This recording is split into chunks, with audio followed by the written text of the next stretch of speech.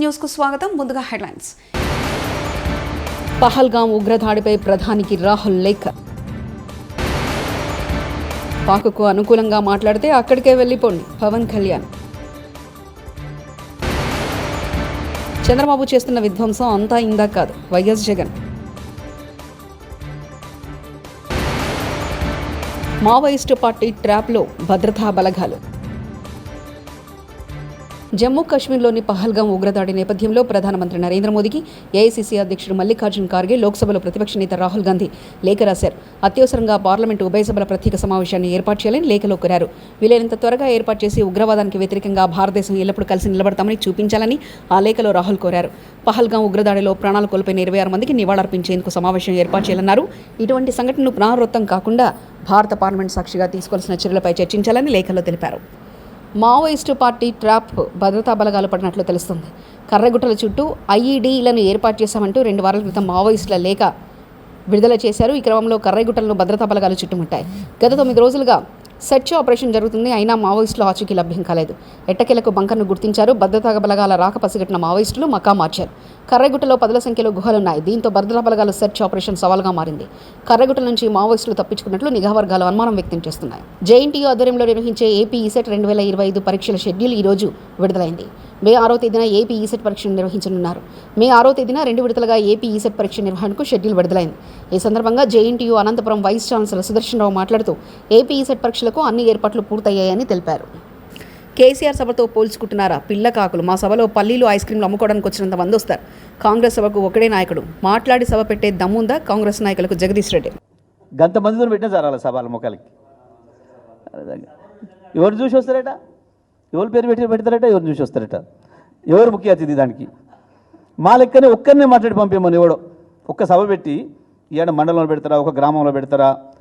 మా లెక్క ఒక్క నాయకునే మాట్లాడి పంపించాము. దీనికి పలానే ముఖ్య అతిథికి వస్తున్నాడు అని చెప్పి ఆ ముఖ్య అతిథిని ఒక్కరితో మాట్లాడించి పెట్టి ఒక్క సభ పెట్టమని ఈ రాష్ట్రంలో నేను రాజకీయాలను చెప్పుకుంటా.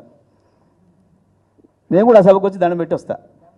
ఎవడో ఒక్కడే మాట్లాడే సభ ఏదైనా ఒకటి ఉంటే ఈ రాష్ట్రంలో కాంగ్రెస్ పార్టీ. ఎందుకు చిల్లర మాటలు, చిల్లర చేష్టాలు? కేసీఆర్ సభలతో పోల్చుకునే దమ్మ ఇవన్నీ పిల్లకాకులు ఏదేదో మాట్లాడుతుంటాయి. రైట్, ధన్యవాదాలు. మత ప్రతిపాదికన 26 మందిని చంపిన పాకిస్తాన్కు అనుకూలంగా మాట్లాడడం సరికాదని, అలా మాట్లాడాలనుకుంటే ఆ దేశానికి వెళ్లిపోవాలని AP deputy CM Pawan Kalyan అన్నారు. మత ప్రతిపాదిక చంపడం సహించరని నేరమన్నారు. ఉగ్రవాదం, హింసపై అందరూ ఒకేలా స్పందించాలన్నారు. కాశ్మీర్ భారత్లో భాగమని, అలాంటి విషయాలపై ఓట్లు సీట్ల కోసం మాట్లాడకూడదని చెప్పారు. ఇటీవల పహల్గాం ఉగ్రదాడిలో ప్రాణాలు కోల్పోయిన వారికి మంగళగిరి సీకే కన్వెన్షన్ హాల్లో నివాళుల కార్యక్రమం నిర్వహించారు. ఉగ్రదాడిలో ప్రాణాలు కోల్పోయిన శ్రీ పొట్టి శ్రీరాములు జిల్లా కావలికి చెందిన మధుసూదన్ రావు కుటుంబానికి పార్టీ తరఫున 50 లక్షల ఆర్థిక సాయం ప్రకటించారు. పాకిస్తాన్ని ప్రేమిస్తూ ఉంటారు వీళ్ళందరూ. ఇక్కడ భారతదేశంలో కూర్చొని మీరు పాకిస్తాన్ని ప్రేమిస్తుంటారు. మొన్న కొంతమంది నాయకులు డిబేట్లో మాట్లాడుతుంటే చూస్తున్నాను. మీరు పాకిస్తాన్ అంత ప్రేమిస్తే దయచేసి పాకిస్తాన్కి వెళ్ళిపోండి. ఇక్కడ ఎందుకు?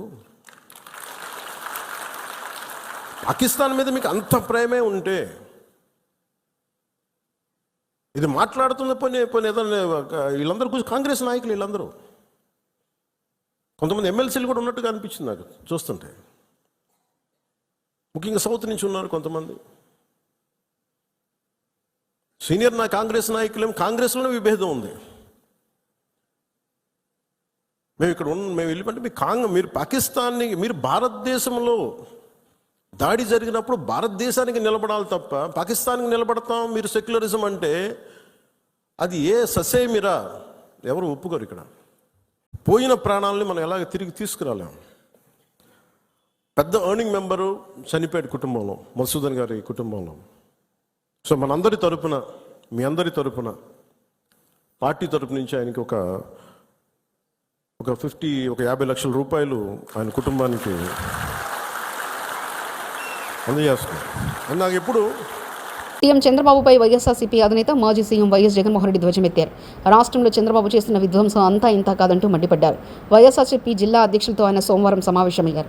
ఈ భేటీలో తాజా రాజకీయాల పరిణామాలు, పార్టీ భవిష్యత్తు కార్యక్రమాలతో సహా అనేక అంశాలపై చర్చించారు. ఈ కార్యక్రమానికి సీనియర్ నేతలు బొత్స సత్యనారాయణ, పెద్దిరెడ్డి రామచంద్రారెడ్డి కూడా హాజరయ్యారు. ఈ సందర్భంగా వైఎస్ జగన్ మాట్లాడుతూ చంద్రబాబు ప్రభుత్వం పూర్తిగా వైఫల్యం చెందింది. చంద్రబాబు చేస్తున్న విధ్వంసం అంతా ఇంత కాదు. విద్య, వైద్యం, వ్యవసాయం ఇలా అన్ని రంగాల్లోనూ విధ్వంసమే. రెడ్ బుక్ రాజ్యాంగం రాష్ట్రంలో అమలవుతుంది.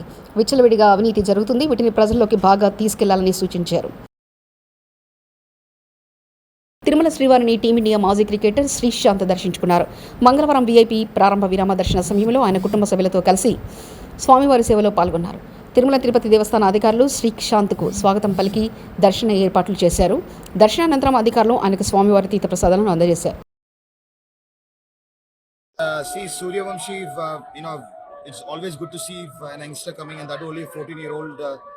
We remember the god of cricket, Sachin Paji, scoring 100 in a Ranji Trophy first class match, and IPL, such a big league in the world, the best league in the world, Indian Premier League. One youngster comes and scores. సిరిసిల్లలో కాంగ్రెస్ నాయకుల కుమ్ములాట. Sircilla ticket ఓడిపోయిన వారికి ఇస్తున్నారంటూ కేకే మహేందర్ రెడ్డిని ఉద్దేశించి మాట్లాడిన PCC మాజీ అధికార ప్రతినిధి చీటి ఉమేష్ రావు స్టేజ్ మీదకు దూసుకొచ్చిన కేకే మహేందర్ రెడ్డి వర్గం ఉమేష్ రావు సమావేశం నుంచి వెళ్లిపోవాలంటూ ఆందోళనకు దిగిన కేకే మహేందర్ రెడ్డి అనుచరులు కాంగ్రెస్ కార్యకర్తలను సముదాయించి స్టేజ్ పై నుంచి పంపిన పోలీసులు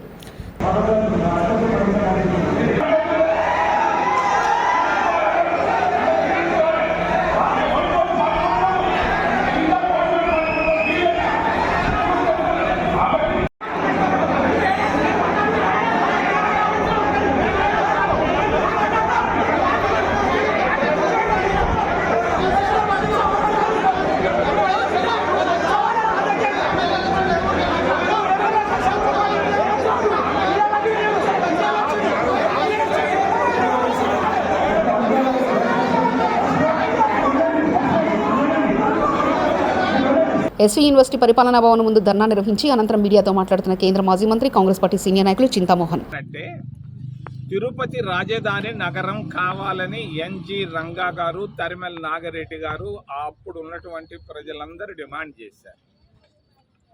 తిరుపతి రాజధాని కానికుండా నీలం సంజీవ్ రెడ్డి దాన్ని కర్నూలుకు తీసుకెళ్లాడు. కర్నూలు నుంచి హైదరాబాద్కి వెళ్ళింది. ఇప్పుడు ఎక్కడికి వెళ్ళిందో మనందరికీ తెలుసు. నీలం అది చేసి ఈ భవనానికి గడియారం కింద నీలం సంజీవ్ రెడ్డి భవన్ అని పేరు పెట్టున్నారు. ఆ భవన్ పేరు తీసేసి తిరుపతి రాజధానికి అన్యాయ భవన్ అని పేరు పెట్టుకుంటే చాలా చక్కగా ఉంటుంది. తిరుపతికి జరుగుతున్నటువంటి అన్యాయాలు ఒక్కొక్కటి కాదు. తిరుపతికి రావాల్సినటువంటి రాజధాని పోయింది. తిరుపతికి రావాల్సినటువంటి క్రికెట్ స్టేడియం ఆగిపోయింది. తిరుపతికి రావాల్సిన మనవరం బెల్ ఫ్యాక్టరీ ఆగిపోయింది. తిరుపతికి రావాల్సినటువంటి దుగరాజపట్టణ ఓడరేవు ఆగిపోయింది. మరి తిరుపతికి ఏం జరుగుతూ ఉంది? అన్యాయం జరుగుతూ ఉంది. అందరూ జనాలు చూస్తూ ఉన్నారు. ఈరోజు అమరావతికి ఇక్కడ చదువుకున్నటువంటి విద్యార్థి 1,00,000 కోట్ల రూపాయలు నేను తెస్తాను అంటున్నాడు. నువ్వు 1,00,000 కోట్లు తెచ్చుకో, 50 లక్షల కోట్లు తెచ్చుకో. ఏడ ఉద్యోగాలు చేస్తున్నటువంటి వాళ్ళకి జీతాలు ఇవ్వయా? ఫస్ట్ నువ్వు 1,00,000 కోట్ల అమరావతి సంగతి పక్కన పెట్టు. నువ్వు చదువుకున్న యూనివర్సిటీలో 3 నెలలుగా జీతాలు లేవు. వాళ్ళకి జీతాలు. మరి ఎస్సీ, ఎస్టీ, ఓబీసీ విద్యార్థులు పరీక్షలు రాస్తున్నారు. వాళ్ళకి కడుపు నిండా అన్నం పెట్టింది కాంగ్రెస్ పార్టీ. మరి నువ్వేం పెడుతుండావు? బాగా పెడుతున్నావు అన్నం అంటే సరిపోద్దే? వాళ్ళని అడుగు, చెప్తారు వాళ్ళ కష్టాలు. వాళ్ళ తల్లిదండ్రులను అడిగితే తెలుస్తుంది. మూడవది ఎన్ఎంఆర్లు. ఏంది ఎన్ఎంఆర్ల పరిస్థితి? Congress party Sachchidananda Murthy vice chancellor ఉన్నప్పుడు మేము దీన్ని ఇక్కడ ప్రతి ఎన్ఎంఆర్ని శాశ్వత ఉద్యోగస్తులను చేసాం. మేము డిమాండ్ చేస్తున్నాం కాంగ్రెస్ పార్టీ తరఫున వెంటనే ప్రతి ఎన్ఎంఆర్ని శాశ్వత ఉద్యోగస్తుడిగా వెంకటేశ్వర యూనివర్సిటీలో చేయాలి మేము డిమాండ్ చేస్తాం. దేశ రాజకీయాలు ఇప్పుడు పాక్ యుద్ధం అంటున్నారు. 50 సంవత్సరాల క్రితం 1971లో ఇందిరాగాంధీ చాలా తెలివిగా పాకిస్తాన్ని బలహీనం చేసింది. బంగ్లాదేశ్ అని పాకిస్తాన్. మరి బలహీనం అయిపోయిన తర్వాత ఇందిరాగాంధీ, భుట్టో గారు ఇద్దరు కలిసి సిమ్లాలో ఒక ఒప్పందాన్ని తీసుకున్నారు. ఆ ఒప్పందం ఏంటంటే ఏ సమస్య ఈ 2 దేశాల మధ్య వచ్చినా శాంతియుతంగా పరిష్కరించుకున్నాం అన్నది అగ్రిమెంట్. ఆ రోజు ఉన్నటువంటి అగ్రిమెంట్. మరి ఆ అగ్రిమెంట్ను గురించి దేశ ప్రజలు ఆలోచించాల్సిన అవసరం ఉంది.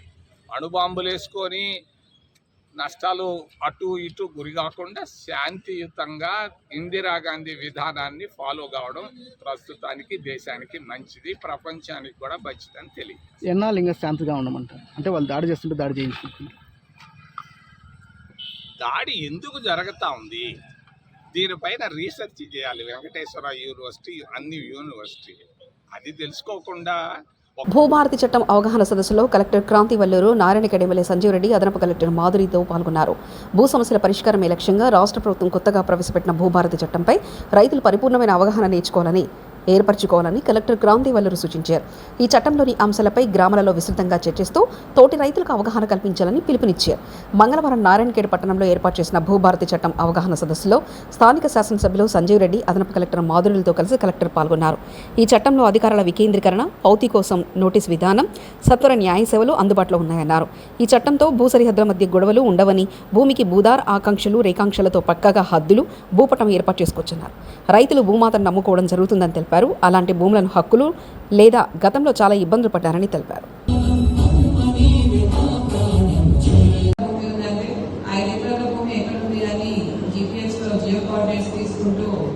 భూమి పట్టం కూడా జత చేర్చి పట్టదారు పాస్బుక్ ఇవ్వడం జరుగుతుంది. ఈ విధంగా చేయడం వల్ల మనకు సబ్ డివిజన్ మ్యాప్స్ అన్నవి ఏర్పడతాయి. రైతులకు వారి భూమి ఎక్కడ ఉందని తెలుస్తుంది. ఒక భద్రతనిచ్చిన వాళ్ళం అవుతాము. అదేవిధంగా ఏమైనా ఒక సరిహద్దు డిస్ప్యూట్స్ ఏమైనా ఉంటే కూడా మన సర్వేలో వచ్చి కూడా చెప్పగలుగుతారు. ఈ పట్టం చూపించి ఇది వీరి భూమి అని చెప్పే అవకాశం కూడా ఉంటుంది. సో ఈ విధంగా క్షేత్రస్థాయిలో రైతులు ఎదుర్కొంటున్న భూ సమస్యలన్నీ కూడా పరిష్కారం అయ్యే విధంగా కొత్త చట్టం ఉంది. ప్రతి సమస్య కూడా ఒక టైం లైన్ కూడా విధించడం జరిగింది. అన్ని కూడా తహసీల్దారు చేస్తారు. అంటే కౌతి చేయడానికి 30 రోజుల కాల వ్యవధి విధించడం జరిగింది.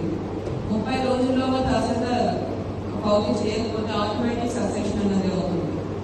అలానే ఏవైనా సవరణలు కోరితే భూ హక్కు రికార్డులలో ఆర్డీఓ గారు, కలెక్టర్ గారు 60 రోజుల్లోగా అవి పరిశీలించి పరిష్కారం చేయాల్సి ఉంటుంది. అలానే సాదా బైనామా, ఇంతవరకు మనం సాదా బైనామా పరిష్కారం చేయడానికి అవకాశం ఉండేది కాదు. కానీ ఇప్పుడు అవకాశం ఇచ్చారు. ఉంది 2020లో ఎప్పుడైతే ప్రభుత్వం అప్లై చేసుకోవడానికి అవకాశం ఇచ్చారో, మీరు అప్లై చేసుకొని ఉంటే అవన్నీ కూడా ఇప్పుడు ఆర్డీఓ గారు పరిష్కారం చేస్తారు. 90 రోజుల్లోగా ఆర్డీఓస్ అందరికీ కూడా నోటీస్ ఇచ్చి వారు ఫీల్డ్ ఎంక్వైరీ చేసుకొని సాదా బైనామా కూడా పరిష్కారం చేసి పట్టా పాస్బుక్స్ ఇవ్వాల్సి ఉంటుంది. కాబట్టి ఈ కొత్త చట్టం రైతులకు మేలు చేయాలని, రైతులకు ఉచిత న్యాయ సేవ కూడా అందించాలని చట్టంలోనే పెట్టడం జరిగింది. మండల లీగల్ సర్వీస్ అథారిటీ ద్వారా మరియు డిస్ట్రిక్ట్ లీగల్ సర్వీస్ అథారిటీ ద్వారా పేద ప్రజలు, మహిళలు, షెడ్యూల్ కులాలు, షెడ్యూల్ తెగలు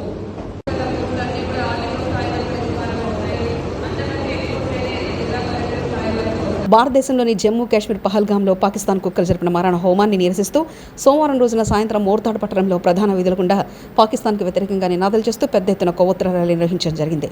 దాడిలో మరణించిన హిందువులకు 2 నిమిషాల మౌనం పాటించి వారి ఆత్మకు శాంతికు చేకూరాలని నివాళులర్పించారు.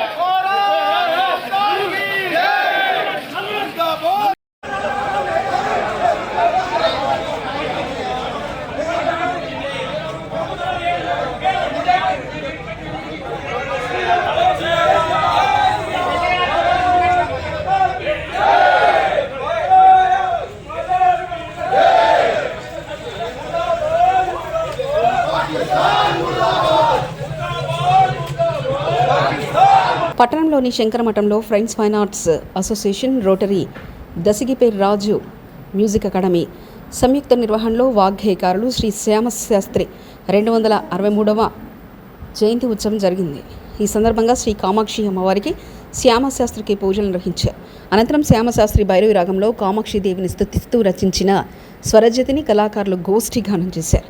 ఈ కార్యక్రమ నిర్వాహకులు, మృదంగం కళాకారులు, music academy principal doctor Mandapaka Ravi మాట్లాడుతూ ప్రపంచవ్యాప్తంగా శ్యామశాస్త్రి ఉత్సవాలు జరుగుతున్నాయని అన్నారు. సంగీత రంగంలో ఎంతో కృషి చేసి అమ్మవారిపై కృతులు రచించిన వాగ్గేయకారుడు శ్యామశాస్త్రి గురించి భావితరాలకు సంగీత విద్యార్థులకు తెలియాలనే ఉద్దేశంతో సాంప్రదాయ పద్ధతిలో గోష్ఠి గానం, వ్యక్తిగతంగా కీర్తనలు గానం చేసినట్లు తెలిపారు. ఈ కార్యక్రమంలో ఆలయ అర్చకులు పాల్గొన్నారు.